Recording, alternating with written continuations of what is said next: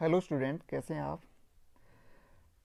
पिछले वीडियो में हमने देखा कि कार्बन के जो यौगिक हैं उनमें कार्बन परमाणु है वो तीन संकृत अवस्थाओं में पाया जा सकता है, जिसमें हमने sp3, sp2 और sp संकृत कक्षकों के बारे में देखा था।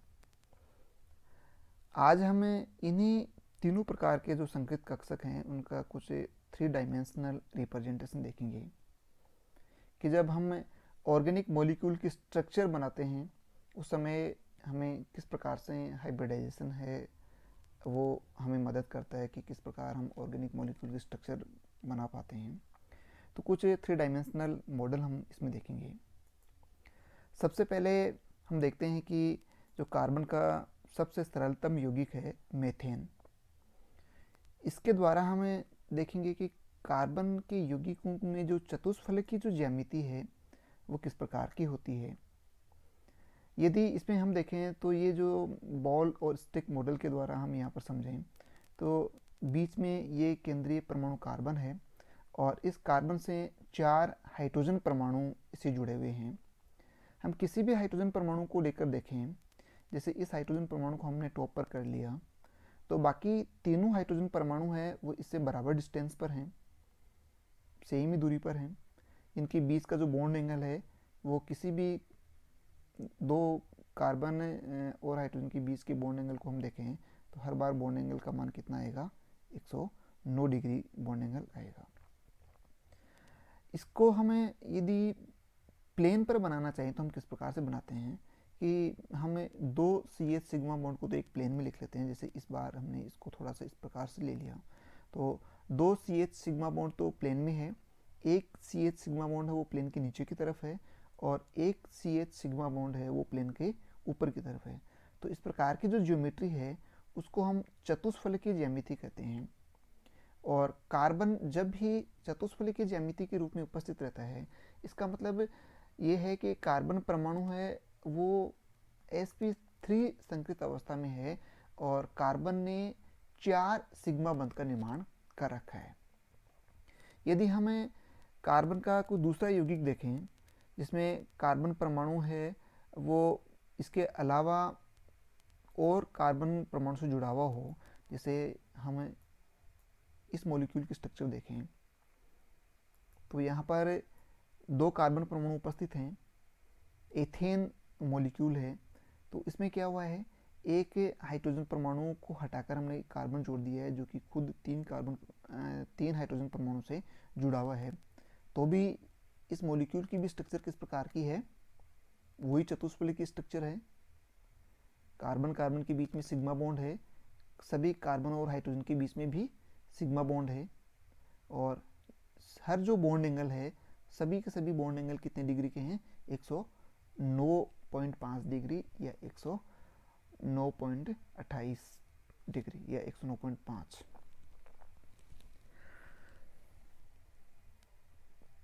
यदि हमें कार्बन के यौगिकों में दूसरे प्रकार का संकरण देखें जिसको हम sp2 संकरण कहते हैं, तो sp2 संकृत कक्षकों में क्या होगा, कार्बन और कार्बन के बीच में डबल बॉन्ड उपस्थित होगा।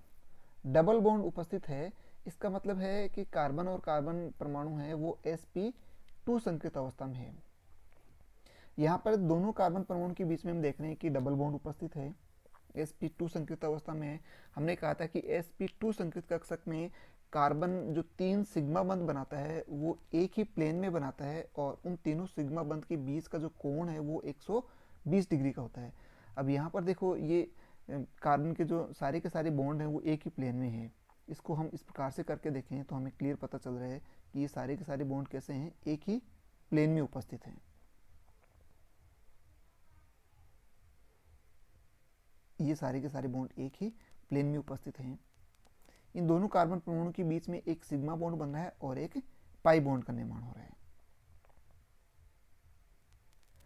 यदि ये दोनों कार्बन परमाणु sp संकृत अवस्था में होते तो क्या होता, इन दोनों के बीच में ट्रिपल बॉन्ड होता।